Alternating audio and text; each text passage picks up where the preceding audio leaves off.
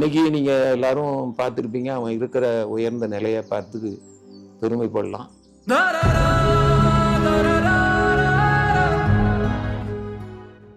ஆனால் எங்களுக்கு அன்னைக்கு இருந்த நிலையை அவ்வளவு மனசில் கஷ்டப்பட்டோம்.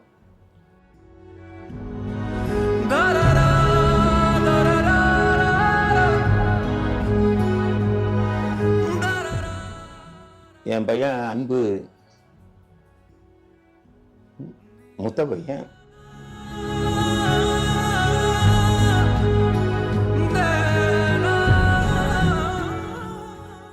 அன்பு அப்பா அஞ்சு தான் கூட்டியிருந்தாங்க.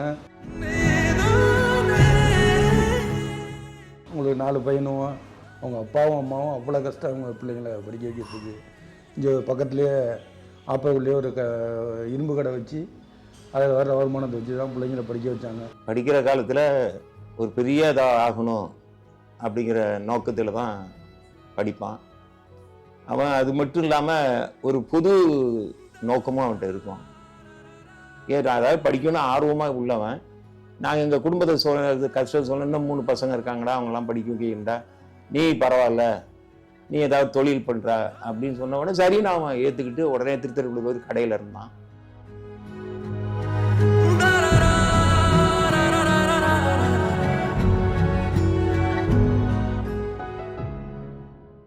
இந்த அளவுக்கு வளருவான்னு எனக்கு தெரியல. ஆனால் அன்னைக்கு இடையில ஒரு முட்டுக்கட்டை நாங்கள் தான் போட்டோம். மறுபடியும் அது தொடர்ந்துட்டான். தொடர்ந்து படித்தான். பிஎஸ்சி வேதியியல் படித்தான். அதுக்கப்புறம் அடுத்த பசங்க படிக்கணும்னா அதுக்கு மேலே இவனை படிக்க வைக்க முடியல எங்களால். வேலைக்கு போனான். ஆனால் வேலையை ஒத்துக்கலை.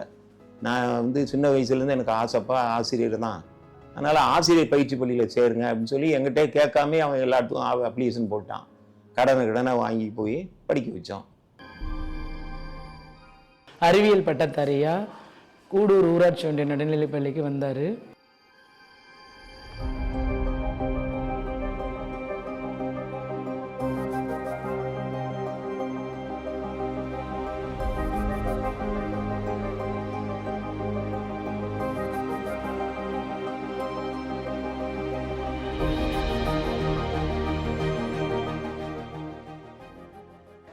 அசிஸ்டண்டா, பிடி அசிஸ்டண்டா சார் சேர்ந்தாங்க.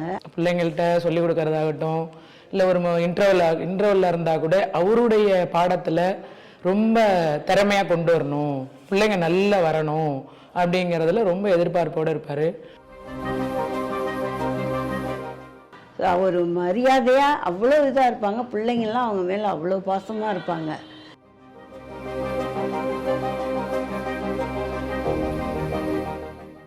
எல்லார்ட்டையும் ஒரு சகோதரராக பழகுவாங்க. ஏன்னா இது வரைக்கும் எங்கள் குடும்பத்திலே பார்த்தீங்கன்னா அரசு வேலையில் இது வரைக்கும் அவன் அன்பு காலத்துக்கு முன்னாடி படித்து அந்த வரத்துக்கு முன்னாடி யாருமே இல்லை.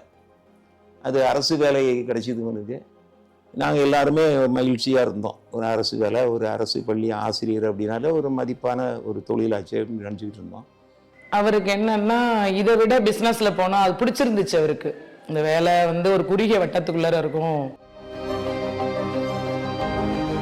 பிஸ்னஸுக்கு போனால் இன்னும் கொஞ்சம் நிறைய பேரோட பழகலாம், நிறைய நல்லது செய்யலாம், நிறைய சம்பாதிக்கலாம். எல்லா வகையிலையும் அவருக்கு பிஸ்னஸ் பிடிச்சிருந்துச்சு.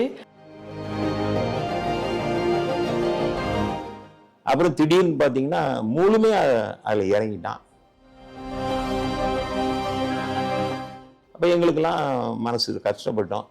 வேணாண்டா, அதை விட்டுறாதரா, ஆசிரியர் பண்ணியை விட்டுறாதா, கிடைக்காத இது. ஆனால் அவன் ஒரு முடிவோடு எடுத்துட்டான். நம்ம இந்த ஆசிரியர் இதில் இருந்து நம்ம ஒரு பெரிய அளவில் வர முடியாமல் போயிடும். ஒரு நிலையான, அதாவது ஒரு சாதாரண வாழ்க்கை தானே வாழ முடியும். அதனால் அப்படி வேண்டாம், நம்ம உயர்வான நிலைக்கு போகணும் அப்படிங்கிற ஒரு லட்சியத்தை எடுத்துக்கிட்டான். அது எங்களுக்கு புரியலை. அந்த நேரத்தில் ரொம்ப அவனை வற்புறுத்தணும். கல்யாணம் பண்ணுறப்ப சமயத்தில் வாத்தியாராக தான் இருந்தேன். அதை வச்சு தான் நாங்கள் பொண்ணு போய் பார்க்க போனோம். அவங்களும் பொண்ணு வாத்தியாராக இருக்கான்னு பொண்ணு கொடுத்தாங்க. கல்யாணம் பண்ணதே எப்படின்னா அவங்க டீச்சருங்கிறதுனால தான் எங்கள் வீட்டில் பொண்ணே கொடுத்தாங்க. எங்கள் ஃபேமிலியில் எல்லாருமே மாமா எல்லாருமே டீச்சர் தான். ஆனால் ஒரு வருஷம் கழித்து வேலை பிஸ்னஸும் பண்ணிகிட்டு இருந்தாங்க. அதுக்கப்புறம் வேலை வேண்டானே விட்டுட்டாங்க. அந்த வேலையை நம்பி தான் அவங்க வீட்டில் பொண்ணு கொடுத்தாங்க. நான் வந்து அதுக்கு சப்போர்ட் தான் பண்ணேன். ஏன்னா காலையில் சீக்கிரம் எழுந்துச்சு அவங்கள கிளப்பிட முடியாது. இப்போ அதுக்காக வேண்டிதான் நான் ஃபஸ்ட்டு ஓகே சொன்னது. அதுக்கப்புறம் கஷ்டப்பட ஆரம்பித்தோன்னே தான் அதோட இது என்னன்னு புரிஞ்சுது. எல்லாருமே டார்ச்சர் தான் பண்ணோம் அவங்கள போட்டு. அதிகமாக நோக்கடிச்சது நானாக தான் இருந்திருப்போம்.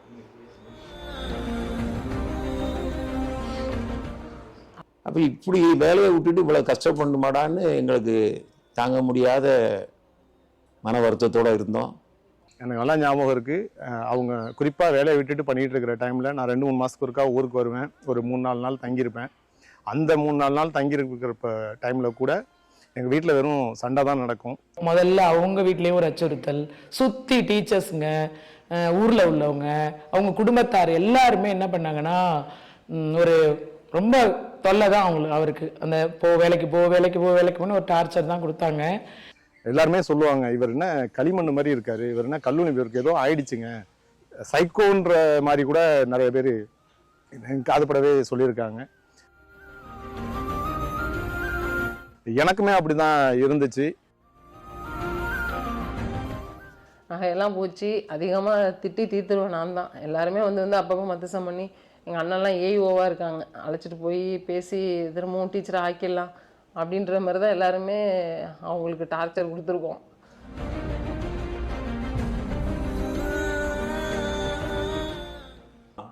ரொம்ப கஷ்டப்பட்டான். அப்போ தான் ரொம்ப மனசு ரொம்ப வேதனையாக இருந்துச்சு. என்னடா இதில் போய் இருக்கிறானே அப்படின்னு. வேலையை விட்டு பண்ணுற சமயத்தில் பார்த்தீங்கன்னா எங்கள் அப்பா வந்து எங்கள் அண்ணன்ட்ட பேசுகிறதே நிறுத்திட்டாங்க. அதனுடைய வெளிப்பாடு கூட அவன் ஒரு 5 ஆண்டுகள் பேசாமல் கூட இருந்தேன்.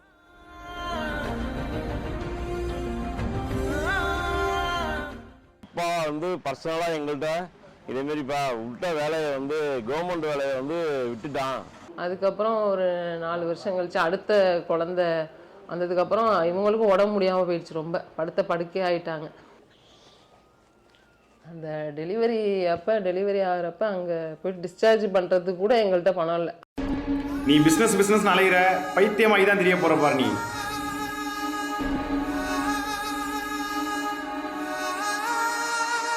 உனக்கெல்லாம் நெட்வொர்க்கே வராது. நீ எல்லாம் டீம் அமைக்க லாயக்கே இல்லை. உன் பிள்ளைகள் எல்லாம் கவர்மெண்ட் ஸ்கூலில் படிக்க தான் லாயக்கு. ஒன்னால் அந்த பிள்ளைகளெல்லாம் நல்லபடியாக வச்சு பார்த்துக்கவே முடியாது. நல்லா நான் வச்சுக்கோ. ஒரு நாள் உன்னால் உன் பிள்ளைகளோட நீ நடுத்தரில் நிற்கிறியா இல்லையான்னு மட்டும் பாரு.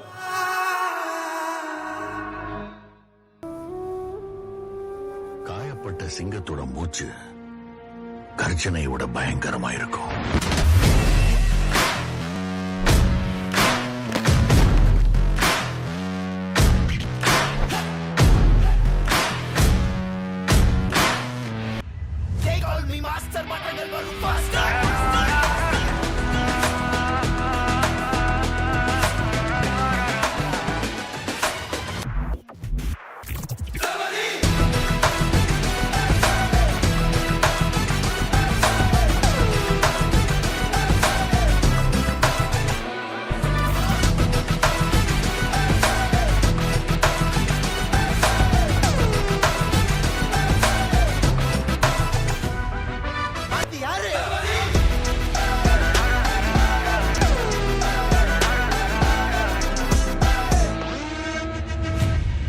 எல்லாம் படித்து கிடச்சி மறுபடியும் அதை விட்டுட்டு மறுபடியும் லைஃப் ஸ்டைலில் புதுசாக ஆரம்பித்து இந்த பிஸ்னஸ் மூலமாக பண்ணிருக்கிறது உண்மையிலே பெரிய விஷயம்.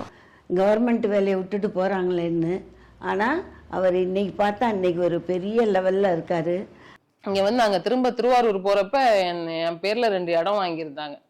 அந்த ரெஜிஸ்ட்ரேஷனுக்காக தான் நாங்கள் திருவாரூர் போனோம். அங்கே வந்து ஒரு பைக் கூட கிடையாது. நடந்து ஃபீல்டுக்கு இப்படி போயிட்டு இருந்தவங்க இங்கே வந்து புல்லட் வாங்கினாங்க. பெரிய காரும் எடுத்தாச்சு. பிஸ்னஸும் வேகமாக டெவலப் பண்ணியாச்சு. அதுக்கப்புறம் சொந்தமாக இங்கே தஞ்சாவூரில் 80 லட்ச ரூபாயில் வீடு ஒன்று வாங்கினாங்க. இப்போ நல்லா இருக்கு. எங்களுக்கு கொஞ்சம் சந்தோஷமா இருக்கு. என்ன ஒன்று, நாங்களும் ஆசிரியராக இருக்கணும்னு நினச்சோம். இப்போ பார்த்தீங்கன்னா நீங்களும் எல்லாரும் வாத்தியார்னு சொல்கிறீங்க. அது உண்மையிலே அந்த மகிழ்ச்சி எனக்கு.